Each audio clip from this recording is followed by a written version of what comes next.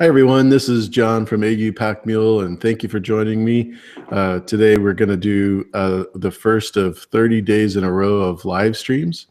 And today's guest, we have Lav, and she's been on my channel before many times, and always enjoy her book reviews. And she's shown us some new videos of her books. And so, why don't you say hi and tell us what's going on with your channel, Lav?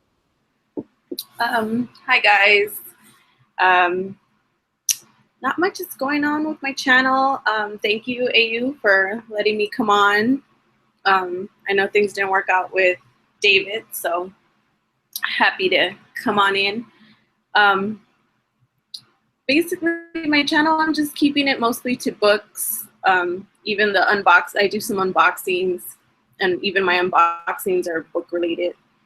So that's kind of where I'm sticking to as far as my channel goes. But I don't know, I was thinking of doing a series of my unpopular opinions. And they have to do, most of it has to do with books, but some TV shows and stuff like that. So I may do that. I'm like wishy-washy on it. We'll see. What's holding you back? I don't know. I don't know if anybody wants to hear me rant about an opinion that is unpopular. Well, if you look at most of your videos, they have a pretty high watch rate for the subscribers you have. So, yeah, I think that's not the case at all. Maybe if people want to see it, I might do it. I might mention it in one of my videos and see, or if anybody in the chat wants to tell me. Yeah, I think everybody's going to say yes. That's a pretty easy These are my one. most unpopular opinions on shows and books and stuff.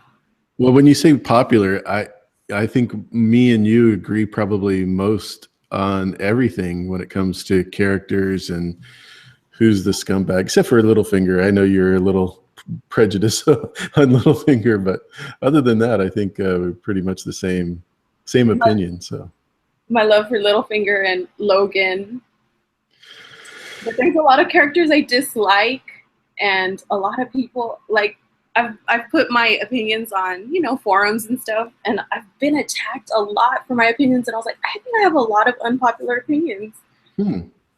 So, which doesn't bother me, you know, but so that's why I was thinking of maybe making videos on it, but I don't know, we'll see.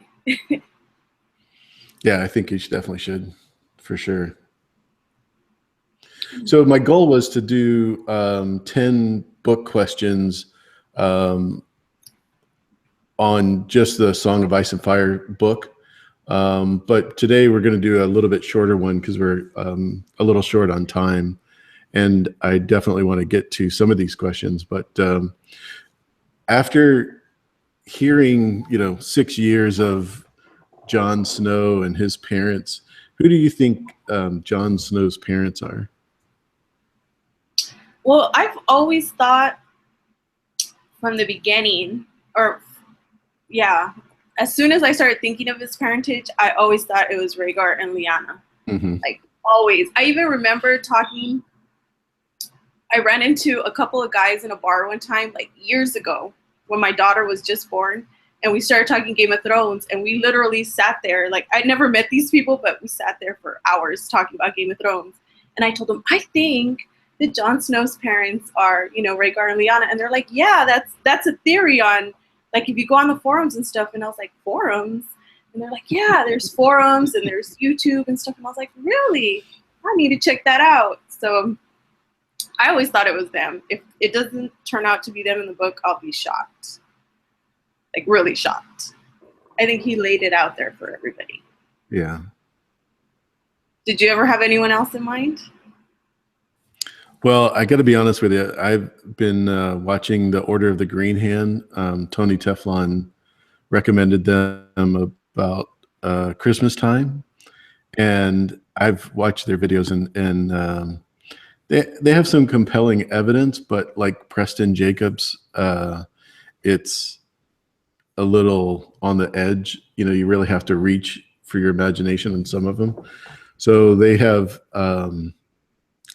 Eddard and Ashara is John's true parents, but I really think that I liked James Johnson's theory better, where John and Danny are twins. Much more so as far as evidence and age and things like that. Mainly because of the name of the book, and also because of the fact that they're both opposite, you know, fire and ice kind of a thing. Right. Yeah, it just seems like even after all of this time, I still have doubts as far as Ned being the father for sure, because he never acts like he's the father. He always acts like he's the the guardian. Yeah. Yeah, I just don't see. Yeah, I think he would have acted different if he was truly John's father. I think the point of Ned's relationship with John was to show that while Ned is an honorable person, he's willing to sacrifice his honor for his family. So I think that's the point, and that's also the point of why he confesses to treason when he didn't do it. It's just to save his girls. So I think I think that's a really strong point in the story, and I think it would just kind of disappear if he turned out to be John's actual father. Mm-hmm. It would just be that he really did dishonor Kat, So I don't, yeah, I don't see it. Plus, I think he would have been different. He would have been much more. He would have fought for John more If he was the father. if he was his father. I think he would have. I think he would have made Kat not be so cruel to him, or not that she was cruel to him. That's another unpopular opinion. I don't think she was cruel to him, but I think he would have tried to bring him into the fold more. I think he always had that sense that John didn't belong to him and John might be taken away from him.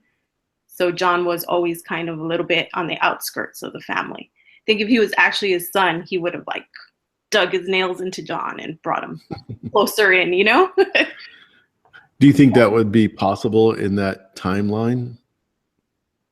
Yeah, because I think it would have been the right thing to do for Ned, and what other people had to say about it wouldn't be as important as what he felt he had to do for his son, Mm-hmm.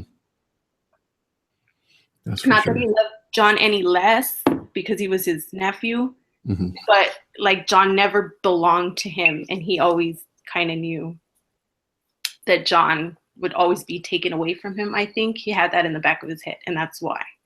That is my opinion. I don't know. No, it's just a point of conversation. What do you think happened at Summerhall? I think what they say happened. They were trying to do, or I don't know if they say it, but maybe I've been listening to too many theories, but I think they were trying to birth dragons, and it went very badly. Pretty simple, straight up. Mm-hmm. Gotcha. I think a lot of times because we read the book so much and we know there's so many hints and stuff, sometimes we make something that's simple like bigger. And I think sometimes it is what is written right there, Like, I think what The happened banana is a banana. yeah, sometimes a banana is a banana. Yeah, gotcha. Yeah, I think there's a little bit of mystery in regards to the fact that there were so many Targaryens there, probably because they were anticipating the birth of a dragon. But when that place blew up, it just caused a big hole in the Targaryen dynasty. So Yeah, that was a blow for them. And in all fairness to Lav, these questions are totally random, she's never heard them before by me. So she wasn't even supposed to be on this morning in regards to this question. So kudos to you for being able to answer them so quickly. That's awesome. I'm just telling you whatever pops into my head. Yeah. So do you think baby Aegon is still alive, or do you think that the mountain killed him? I think the mountain probably killed him. It would be cool if Varys was able to get him out, but then you're like, well, who was that baby that they switched him for? And they say that they raped, I forgot the mom's name, but they raped her with the baby's guts on. I mean, it just seems so traumatic that I don't think it's fake. I think it's a real thing that happened that shows the character of the mountain, shows the character of Tywin, and shows the character of Robert, because Robert turned his back on this horror instead of making them pay for it. So I wouldn't want to diminish that by, oh, the baby was switched, because it's still a baby, like they still have a baby, but in the scheme of things, it would be more important if it was a little baby egg, you know? Just like Theon with Rickon and Bran. Exactly. Even though they weren't Rickon and Bran, it's still a child that they killed. 2 children, yeah. They still killed 2 children. But I mean, in the scheme of things, if we're talking about the Game of Thrones, like, it's more important if it was Rickon and Bran, and it's more important if it was Egg. But I think it's to show the character of these people, how they'll just destroy a whole family, even the little innocent children, which is something Tywin has done before. So exactly. His method of operation, right? So you remember Hoster Tully, Catelyn's father, when he was dying, he kept talking about Tansy. What do you think Tansy is? What is he referring to? Well, I think he's referring to what he did to Crazy Lysa, yeah. Kept wanting to call her Lyanna. I'm like, not Lyanna. Crazy Lysa. Yeah, because I think he snapped. Like, I think she was a fragile person to begin with. But I think him killing her baby with Littlefinger snapped what was, like tiny little thin string of her sanity. And I think he knows it. He knows that, like, the hag that she became was because of what he did, I mean, I'm sorry. I feel really, like, I know everyone hates her, but I feel really, really sorry for her. She's like somebody to be pitied more than to be hated. So yeah, I think that's a big burden he carried on his conscience. It was cruel. It was really cruel. So that, you're probably right in regards to the fact that he really set up his daughter to be, a terrible person, like you said. But do you think? So you don't think that Tansy is referring to a person? You think it has to do with the tea that they drink, to like the moon tea? Would somebody name their kid after? Well, Tansy's a flower, so like Gilly. Yeah. But I mean, that's what it's known for, right? Like in that. Yeah, sorry, my son Arsenic was interrupting me. Exactly, that's what it's known for in their world, Tansy tea. Yeah. Yeah, it would be like naming your kid Plan B or something. It's kind of weird, but I mean, it's possible. I suppose it's possible, but I think that's what it is. Like, he realized it, and also the fact that she couldn't have kids, I think, might have had something to do with it. Because I don't know how far along she was when they gave her the Tansy tea. Right. That might have messed, her womb up or whatever. So I think it was a guilty conscience. He should have a guilty conscience.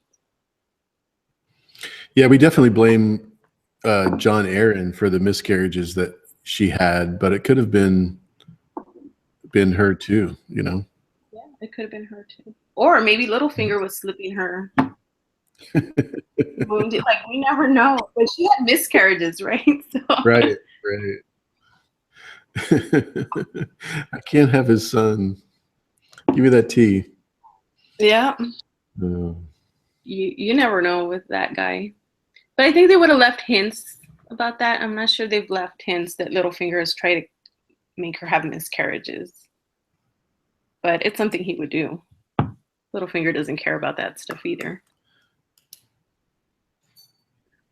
so, what do you think Arya's end game is? What do you think she's going to end up being? I think Arya might die.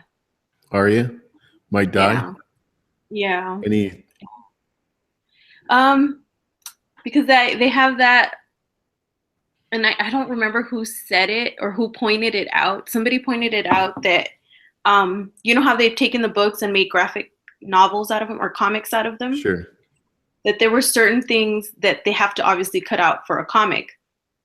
And there were certain things they would cut out, and then George had to come in and tell him, oh, no, you should add, like, you need to add this bit, and you need to, it's important. And there's one scene where he talks about that they're going to find her with frozen with needle in her frozen hand or something, like she's going to be dead and frozen with needle in her hand. And that's before she ends up with the sword needle. So I think that might have been, somebody mentioned that it might have been one of the scenes that they told them they need to put that back in. So I think that might be foreshadowing. That's where I get that from. Plus she's so, it's hard to see how Arya is going to go back to just being a normal person. Yeah. And it's tragic, but yeah, like I can't see her just, like, she was never gonna be a good lady, and now she's an assassin. How is she gonna be just a normal person? You know how George had Mel redone with the blue, the ice version? I think that's Arya. I think Arya is going to take Mel's face and become the Night's Queen. Oh, that would be interesting. Because of her faceless men training, she has the ability to do that without glamour. And she's from the North. Oh, that's interesting. I just don't know what's going to, I don't know if,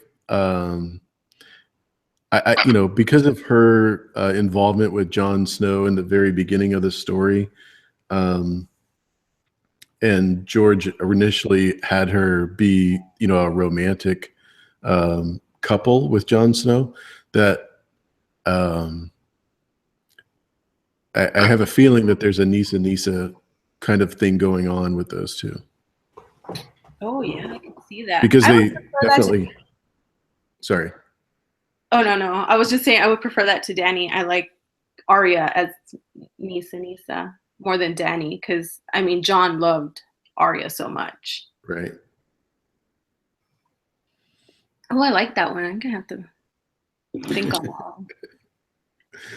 Yeah, because I couldn't understand what the significance would be of Mel becoming the Ice Queen, even though I know she was north of the Wall, where Mance Rayder was, and she had the fires going there, et cetera, et cetera. But still pretty interesting. I don't. I really like Arya, and I hate to see her just be, an assassin. The only thing that bothers me is the direwolf names. I'm sure you've heard many times that the direwolf names mean something. Yeah. And with her being Nymeria, that would be the only thing that would hold me back from being 100% convinced that that's going to happen. Well, I mean, when I think of the White Walkers, the others, I think of them as a warrior kind of tribe, nation. So it would fit, I think, because that's what Nymeria was, right? She was a warrior queen. True. She would be a warrior queen if she was with them, because they're not like, you don't see the others there planting, I don't know, ice tomatoes or something, they're fighting. That's all they do. So yeah, it would fit still to me. I really need to think on that. I like that one. Yeah, I really didn't want to do any like prediction season 7 kind of stuff, but I just like Arya as a whole. And I don't know about you, but I've really been working on understanding it. Are the Starks really the honorable people that George was portraying from the very beginning? And because we've seen Rob, Catelyn, and even Ned lie, even though it was for a good cause, etc. But um, yeah, there's been so many breaks in their story that um, it's made me think a little bit more about what's going to happen with Ned and or the Starks in general. Yeah. Well, what I think when it comes to the Starks is they are honorable people, but they're people. They screw up, you know? Like, I mean, I try to be a nice person. I try to do the right thing, but I've messed up so many times. Yeah, And later on I think back and I'm like, "Ooh, that was a bad choice. That might have hurt somebody's feelings or something." I mean, they're still people. So well, to me, that's what the Starks represent. People that really do their best to try to be good and screw up because they're people. And like John, how many times did John reject being legitimized and turned into a Stark and, getting Winterfell, everything that he always dreamed of, he said, no, no, no. And then finally he thought Arya was there. If we're talking books, he thought Arya was there, and that's what broke him. That's when he was like, screw this, I'm out. I'm going to go save Arya, because he loved Arya so much. He's a person. He tried, and then you got to his breaking point. So, and it was technically the wrong choice because he made his vow. He should have had honor and stayed with the crows, but you got his breaking point. Arya was his breaking point. He couldn't leave her with the Boltons. So I guess you can say he messed up and lost his honor, and he paid for it dearly. yeah, yeah. Alan brought up a good point that in the story, just about everybody's a little bit gray. Not everybody's truly evil or good, and that brings them back a little bit more in the grayscale versus grayscale. Sorry, but you know what I'm saying. It's Yeah. not as much black and white with them. Yeah, that's what makes George R.R. Martin's writing so wonderful. Is even the good guys mess up. You can relate to them. You can see like I could relate to John. I can say like I'll do so much to be a good person, but then like say you mess with my daughters and that's it. Like Mm-hmm. good Lavina's out the door, Tywin Lavina's coming, or like so it makes him relatable, and I think that's what makes his writing so great. Is even the good guys mess up or snap, because everyone has a breaking point. Everybody. Well, I want to thank you for being on. I know this is pretty short, but I definitely want to say thanks very much for being on. I definitely want to say hi to Dorothy, and I hope your sister-in-law Becky's doing better. There have been so many people that have been reaching out to me through the death of my father and losing my job, et cetera, et cetera. So I just want to say thanks for all you guys out there that have left messages and contacted me. And hopefully over the next 30 days, we'll be able to get through different things and take care of business. So yeah, Angelina just joined us. So sorry that we're leaving just as you come on. Would you like to say goodbye and let us know when your next video is coming out? Sure. Thank you for having me again. Like yeah. Anytime I can, I'm here. I love talking to you. So that's awesome. Sorry I didn't really get on the chat today. I had to keep clicking back and forth, so I didn't get to see a lot, but I know who's there. I know Angelina just got there. Alan, Renee are the ones I see. Mm-hmm. So thanks guys for coming. Yeah, there's a bunch of people earlier, and I apologize that I wasn't here when you jumped on. Jake Cruz was here, quite a few others. So thanks for doing that. Yeah. So when's your next video coming out? I think I'm supposed to get a box today, so Mhm. I might do an unboxing of Lip Cube today.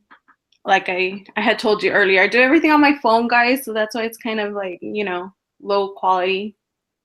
It But looks great. Actually, the quality is great. It looks really good. I so I'm wouldn't. gonna try and learn to edit and stuff. Oh, so it's not so sloppy, but but I'll probably, if I get a chance, I'm gonna do that unboxing of Lip Cube today. And yeah, and then I'll think about those unpopular opinion videos. oh, definitely got to do that.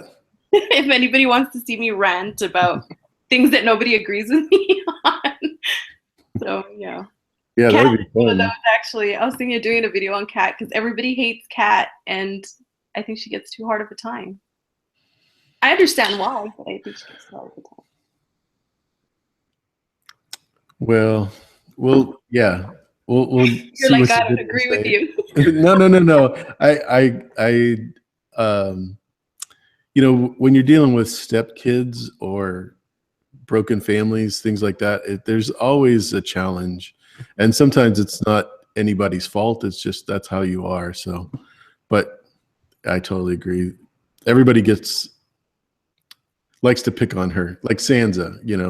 Everybody Yeah. forgets that she was 13 years old or 12 years old, and all this is going on, and she's got to make decisions and try to defend herself and stuff like that. So, yeah, Yeah. Well, I don't know. I'll think about. I want to hear you defend Littlefinger. That's what I want to hear. I love Littlefinger. So, is it Ian that you Though. like, or is it actually Littlefinger? Is it? I'm sorry, I didn't hear the question. I said, is it Ian that you like, or is it actually Littlefinger? Well, I mean, Ian is gorgeous, so that helps. But I just love Littlefinger. He's so smart. Like, I love smart guys, and I Mhm. like guys with strong personalities. And even though he plays this like quiet kind of, he's got a strong personality, and he's so smart. And he's done, I mean, so much. He went from like nothing to like, he has all these lands, and he's got all this power. And I mean, he's a jerk. Like, I'm not gonna lie, I sit here and tell you he's not a bad person, but I just love him. I love reading about him, and I root for him, even though I know I shouldn't. I can see his point of view, I guess. But yeah, I love him so much. I think the video on Littlefinger would go on too long, and it would be a bunch of fangirling. Fangirling on Littlefinger. That's going to be perfect. Yeah, everybody could relate to that, I think. We like some of the bad people. Yeah. For the right reasons. It just shows your inner personalities coming out, that's all. I guess, right? I have a type. Littlefinger's my type. Although I think if I was in that, like if I was in Westeros during that time, I would probably kill Littlefinger. So, so that I ease my conscience with that. Like, I would probably have thrown him through the moon door at some point. Very cool. Very cool. I would have been really sad about it, though. I got into a depression for like a month. Well, thanks for joining me, and thanks for being on. And hopefully we'll be on again tomorrow with David from Broke Black Man 94, sometime around noon Eastern. And if you guys can come on and ask some questions. I didn't ask you, but do you have any questions that you want to ask me as far as? I wanted to ask you more about that Aria thing, but I don't think we have time. Okay. Maybe if I'm able to come on another day during your 30-day stream. Every day, whatever you want. You're always invited. Yeah. If I get to come on, if I get the house to myself again, I definitely want to grill you on that one. I really like that theory. Good. Yeah. I'm glad you like it. I'm glad somebody likes it, because you can join me on the unpopular opinion video on that one. That would be awesome.